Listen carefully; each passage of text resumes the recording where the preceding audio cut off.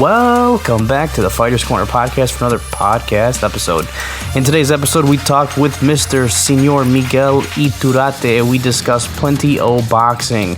It was a fun episode because boxing is obviously real hot right now. Plenty to discuss in regards to what's going on in the divisions. So sit back, relax, let go of the steering wheel, and enjoy the show.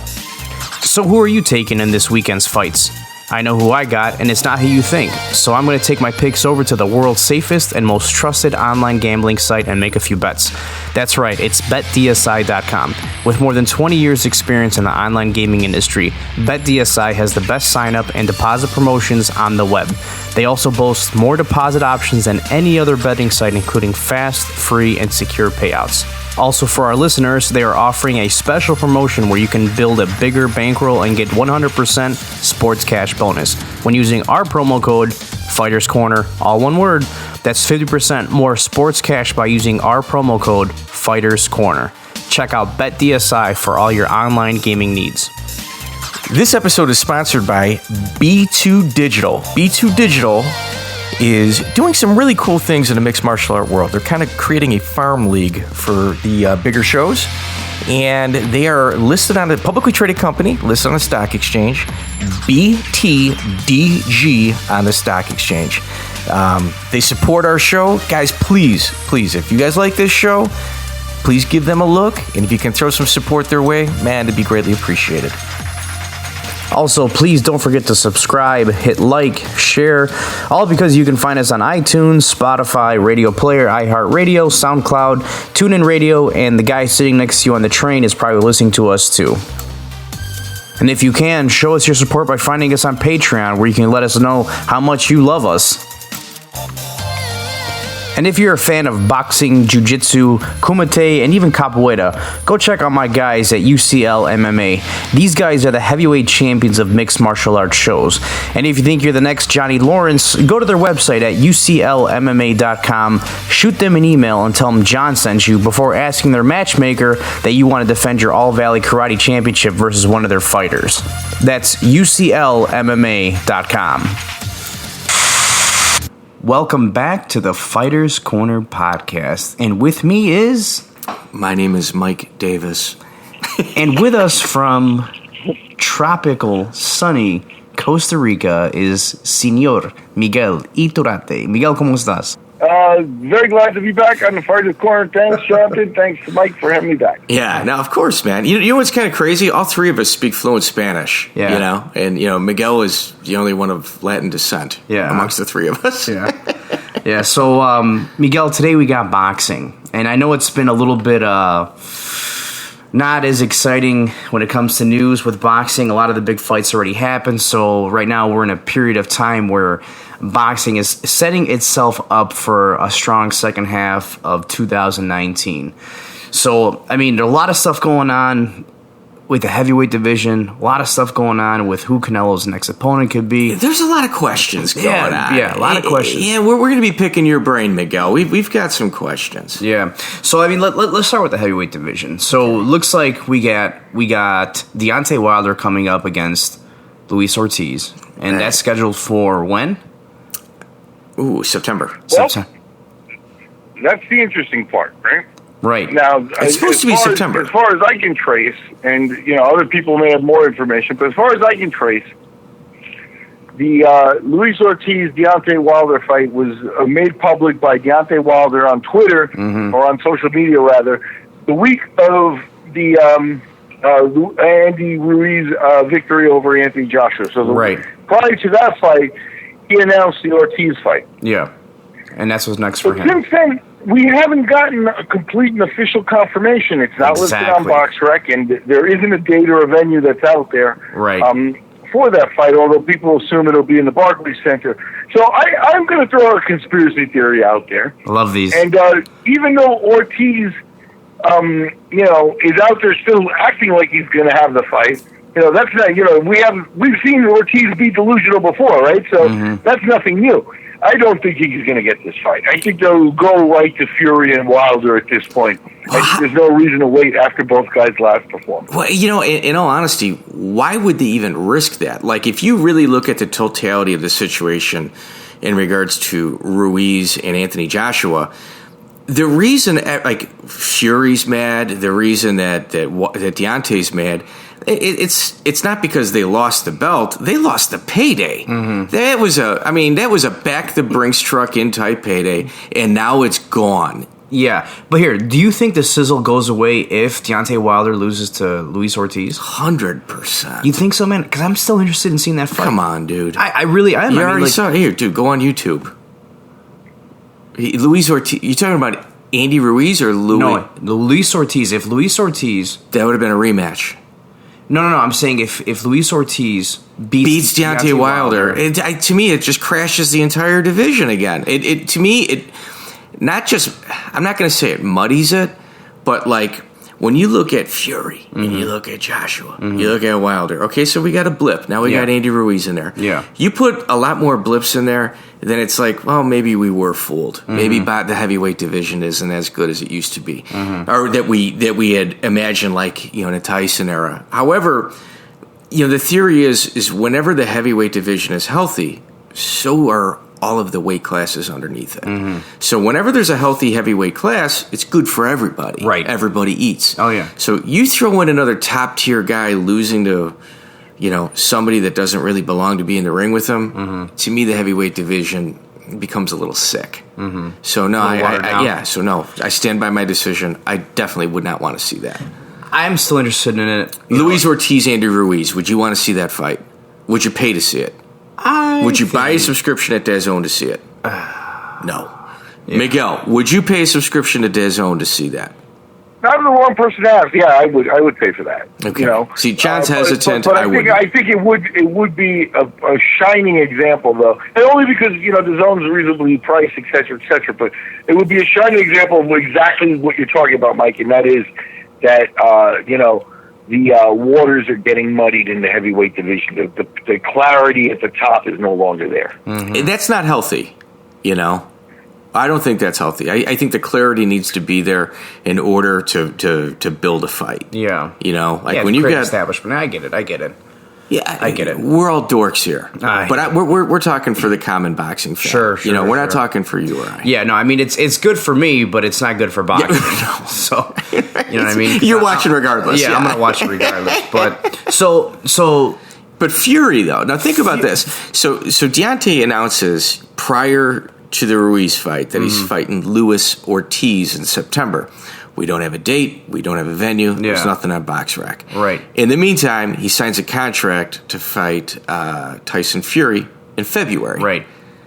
So I don't know why you'd even want to risk September, which is going to be an okay payday, and have the possibility of screwing up a payday that's probably 3 times as much. Well, that's him betting on himself.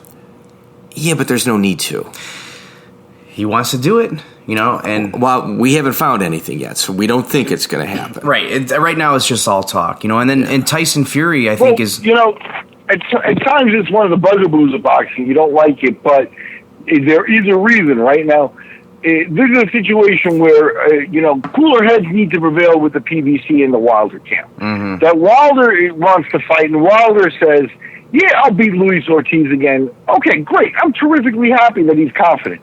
But that can't be just solely his decision, because you do have to take into account somebody else. Now, this works against boxing fans, and sometimes you wish, they overthink these things and things get trashed. But this is the proper spot to not fight Luis Ortiz again. Yeah. If ever there was a time where that doesn't look like a good idea, it's this one, just because nothing good can come about it. An intensified training camp at the not for Ortiz and not for Fury. He could be injured in the training camp, and we might not get either fight. It's just the whole thing is a risk in one way, shape, or form. Right. Not just a loss. So ask Eddie Hearn. It makes no sense for the match that everybody's trying to get to. Ask Eddie Hearn what he thinks about taking risks. Maybe if he would have played his hand a little differently now. That hindsight's 20/20. Well, if Hearn's ever in that position again.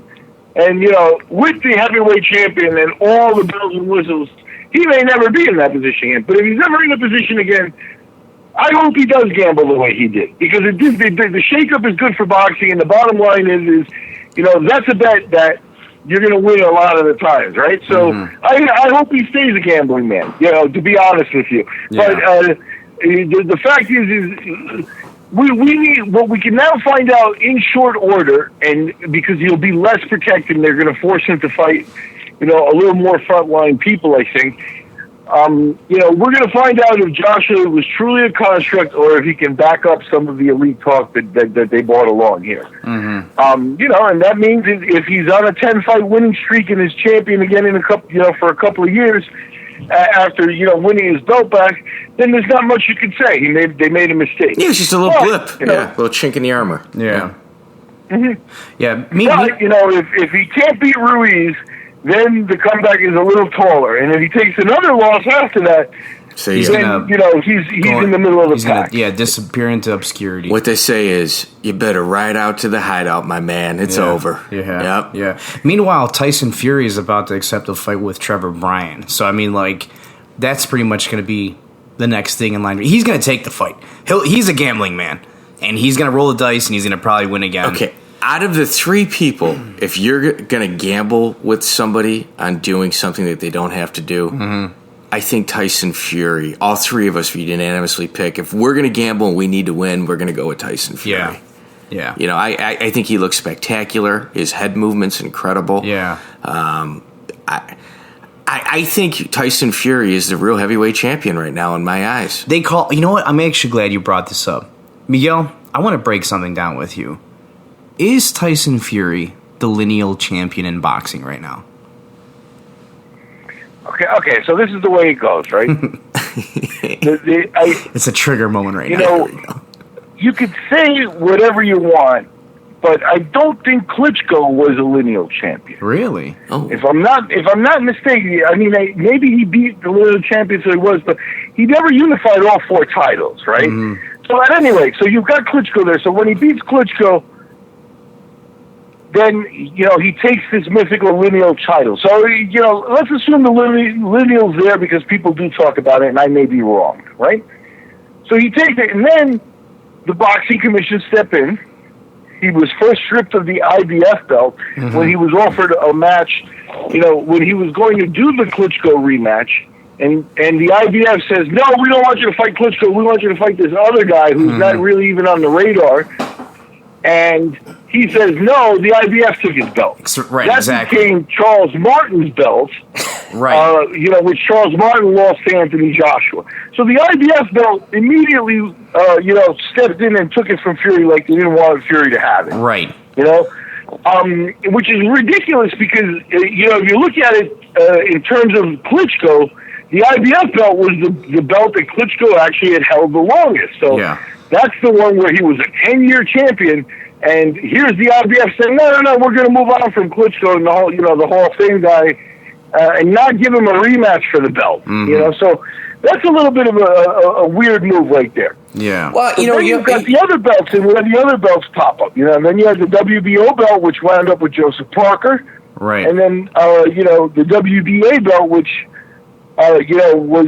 is out there, and I think is the one that Joshua had first. So at any rate, the point is it all got splintered after that. But the last time one guy had all the belts, or practically all the belts, all the major belts and stuff, was Tyson Fury, and he had beaten the man who had been on top of it for 10 years, who the wins. Through so for whatever it is, he does have some type of claim to being the heavyweight champion, some type of claim to being the uncrowned heavyweight champion, or the unbelted heavyweight champion, and clearly to me, I think his claim to be the number one heavyweight in the world right now is easy. Yeah, no, I agree with that, but I don't agree that he's the lineal champion just because of the stripping, and I think didn't he have to? There was another belt too that he had to. The drug testing. What happened with the drug testing? The positive drug testing. What did the boxing organizations do after he popped positive for the cocaine? Didn't he have to give up a belt? Well, okay. Yeah, he gave. I believe he gave the belts up before the commissions came out and said he tested positive. And I believe that the testing and the positive and stuff was kind of very much a public wheels coming off of Tyson. Right. People were aware in England that he was partying and he was doing stuff. You know what I mean? So yeah, and I agree with you. I think that should rule out a claim to a lofty title like that, especially because from there they were so splintered, the belts. Right. So, I mean, do I think he's the number one heavyweight boxer in the world right now? Yes. Do I think he's a lineal champion?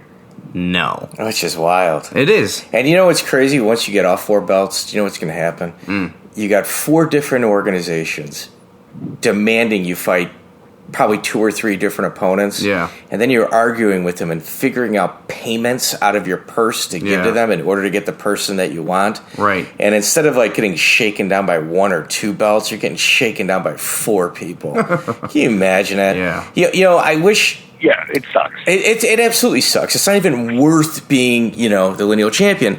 And one of the things that's been discussed, it hasn't been discussed a lot in mainstream media, but it's certainly something that should be given more attention to. Sure. And that's the UFC right now is talking with PBC about purchasing their business. I'd love that. Because I'll tell you this right now, like, they would go in there and they'd create their own belt. Yeah. And the PBC has enough events where they don't really need those other. I know there's a lot of history behind the other they're very belts. prestigious. I'd wave a little bit of a flag of caution there. Why? Just because, that's a major, major, major deal, right? 100%. And I'll tell you the one subject that nobody, especially in the mainstream media, the people won't even touch it, but that it is a very real reality there, and that is that the PBC is run by Al Heyman, and that there are a lot of black fighters that are on the PBC roster that are there because they're comfortable and they want to be. He's the only black promoter, for God's sake. The only guy at the top. Mayweather and Ellerby are there, but there is no other black presence. When he became aware and he became the PBC was launched, a lot of people gravitated to him because of the ethnic comfort. And that's just a fact. Okay, but they're also talking about... Because of that, you can't just walk in with, I forget what the Chicago guy, it was Ari Gold. Ron Emanuel's brother. Is it Ari Emanuel? Ari, yeah. Okay, you can't walk in with Chicago white Jews. You know what I mean? It's like to run the PBC and switch in and put in Dana and he's going, that's not a smooth transition. Hold on. That's not an easy transition, not one bit. So you do have to figure out a way to keep Al Heyman aboard. You do? Okay, I will counter that. You leave him as a face of PBC. 2 companies still. I will counter this. So what they're talking about is purchasing PBC and putting Al Heyman in the exact spot that Dana White is for the UFC. Sure. That's the best way to do it. So I know you have issues with your Jewish brethren from Chicago, Miguel, coming in and taking over. No. I'm just saying. How will a largely ethnic group of fighters under the PBC react to a wholesale change for a different flavor? Well, I think, Miguel, do you want me to be honest with you? I got a counter to that. I don't think they're going to. Because a lot of people, what I'm saying is, you buy it, and it's all under Ari or whatever. I keep thinking Ram, but I know that Ram's his brother. I think Ram's unemployed right now, so he is looking for work. I'm sure that he's hurting for money too. So, but the point is under them now you've got 2 companies, the PBC and the UFC. A lot of people are thinking, oh yeah, Dana's going to get into boxing now, and I don't see this as it's too much for that. I see that as maybe the first step in putting your toe in the pool kind of thing, but you're still a long way away from UFC style matchmaking or even Dana being in the boxing business. Okay, so let me just counter something. All right, so Miguel, you and I are longtime promoters, multi-decade promoters.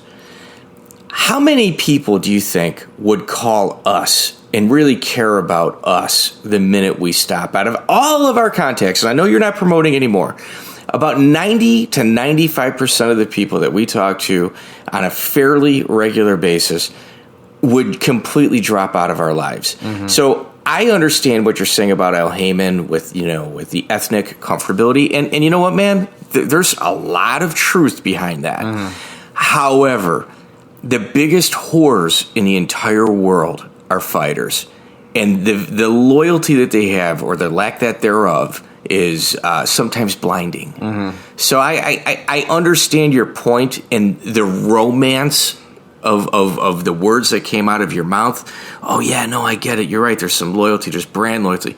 Man, fighters aren't loyal to anybody. You know, and the other side of that coin is promoters aren't loyal to fighters either. You know what I mean? It's a two-way street right there. But I mean, I think if the transition does happen, or the transaction does happen, I don't think anybody would have a problem with Al Heyman staying on board and them being the face of PBC. In fact, I think that people would gravitate towards that because you have a big company financially backing PBC now. I think the one thing I want to see is, I hate these belts. I hate all these little alphabetic belts, you know? But, I'm also not a fan of intern belts. Yeah.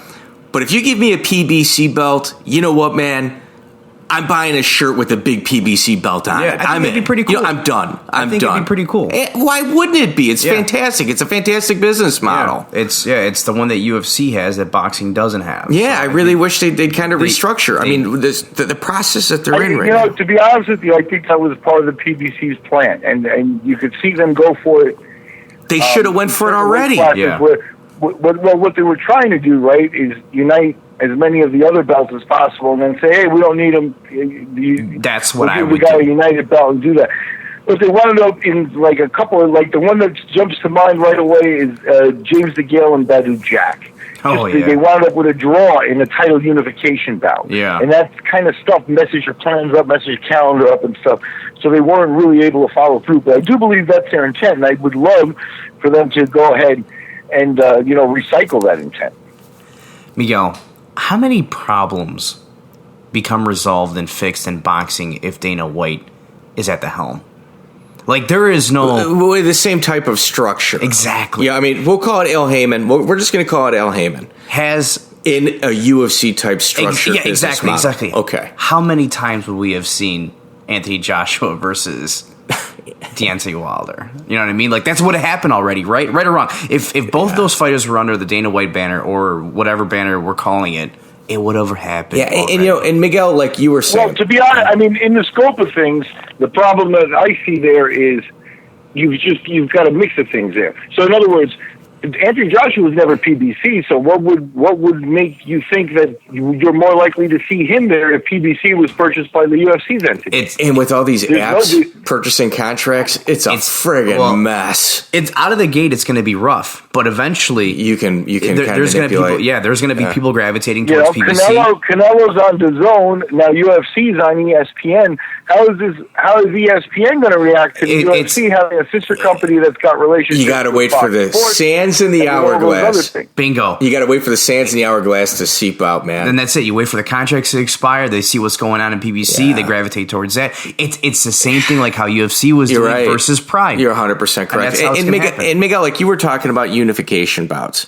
Like, we got to get a couple universal, we got to get a unification bout. Well, I mean, if you're going to be releasing a PBC belt, you better have multiple weight classes covered. Yeah. You just don't start that with one weight class. Yeah. You start that with multiple weight classes because the fallout is going to be monstrous. They've got Errol Spence, right? So Errol Spence is one of the guys, can they bring in Crawford for that fight? That would be the unification fight people want to watch. But while we wait for that, Spence at 147... you can bring in the Sean Porter, Danny Garcias of the world, and take my money. Giving them good competition. So the point is Spence at 147. You move up. You have the Charlo brothers rocking down 154 and 160. They got this stable. Got competition is brought in there as well. Now you sort of, if you keep those guys fighting amongst each other and keep them out of the Canelo sweepstakes, then you can keep them busy. But the Canelo's not PBC, so how do you bake Canelo into the Dana White world? How long is he going to be with DAZN for before they end up folding like an envelope? Well, I think they're going to sell. They've got a good business model. They've got prime real estate. They're not going to lose. They're not going to lose expensive money. Real estate. Well, it's an interesting time. It's the .com boom, but for sports apps. We've addressed this on one of our YouTube videos, and we kind of laid it all out for people. I I think because how boxing is so disenfranchised, and like us talking about these belts, it's just allowed a whole myriad of individuals with business plans and ideas to kind of force their way in and make you deal with them. Right. And the UFC, they're never going to have that problem. Right. Miguel, I'm glad you brought up Canelo Alvarez. What is next for Canelo Alvarez? Well, it's kind of wide open. At the end of the day, the Golovkin fight is still the most appealing, right? Mm-hmm. And by the most appealing, I mean that I think he's going to get pressured into doing that one way or another. You think so? Because he signed with the Zone. Yeah. Golovkin's with the Zone. Yeah. Part of Golovkin's deal has to at least be an under-the-table acknowledgement that they're going to try to push for a third fight, right? Because that's where he'll make the most money. Right. Canelo will make money with everybody, so it doesn't even matter. If he wants to avoid the Golovkin fight, he still has options. He fought a fight against Rocky Fielding. Mm-hmm. That fight noticeably was at 168, and that moved, another weight class onto his radar. There are several 168-pounders that would take the fight. And there are several 160-pounders, such as Billy Joe Saunders and, Jermell Charlo and people like that are Demetrius Andre, that are all sitting there saying, hey, wait a minute, Canelo, don't go to 168, come back to 160. Mm-hmm. And then, when you take that, Canelo himself brought up the idea of going to 176 and fighting Sergey Kovalev. And that's a tall order. Kovalev has clearly been on the downside of his career, but at the same time, Kovalev is still a high-skill opponent, just a couple of years removed from being on pound-for-pound lists and things like that. And, there's really no shame in those losses to Andre Ward. Yeah, I'm not sure they were losses. I'm not sure. His name coming up in the Canelo sweepstakes was a bit of a surprise. Well, here we go. I mean, do you think Canelo Alvarez can make 55 again? Probably, but it might take him a while. All right. So you might have to have less Mexican beef. So it's, and I believe he is on that. I agree. I think he's using some supplements there. However, all right, so he can go back down to 55. It's not going to be easy, but he can do it. Mm-hmm. Earl Spence, that's not a big leap. You know what? I'm glad you brought that up. Yeah. Okay, I'm going to make a prediction here. All right, if we ever see Canelo Alvarez versus Earl Spence. Oh, take my money. Out of all the names that were mentioned by Miguel just now, I think Earl Spence beats him. Okay, we've talked about the last fight that Canelo Alvarez had, and the only times that he had trouble versus Daniel Jacobs was when Daniel Jacobs was throwing high-volume punching. Mm-hmm. Earl Spence is the high-volume punching king. So is Keith Thurman. Yeah. Oh, yeah. But so is Sean Porter. But Earl Spence... That entire 147-pound weight division, if those guys were to move up, I think, and Alvarez would come down, dude. Earl Spence does not want... Or I should say, Canelo Alvarez does not want Earl Spence. Earl Spence will piece him up. Earl Spence, mark my words. Look, I don't like to gamble except if it's betdsi.com or betdsi.eu using Fighters Corner. Yeah, promo code. Go ahead. But I would put money on Earl Spence piecing up Canelo Alvarez. Like that is a bad matchup for Canelo Alvarez. So let's just say the fight hits the ring at 9:30.